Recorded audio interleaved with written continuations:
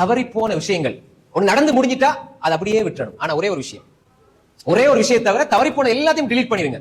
ஆனா ஒரே ஒரு விஷயம், நீங்க செஞ்ச பாவங்களை நீங்க நினைச்சு வருந்தி கண்ணீர் தூளி சிந்தி அல்லா இடத்துல தௌபா செய்யணும். அதை நினைங்க, அதுக்காக அழுங்க.